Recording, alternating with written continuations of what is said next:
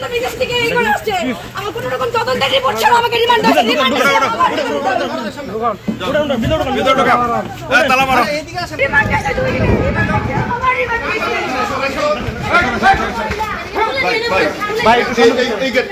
কোনো রকম তদন্তের রিপোর্ট ছাড়া আমাকে রিমান্ড দেওয়া হয়েছে। শুধুমাত্র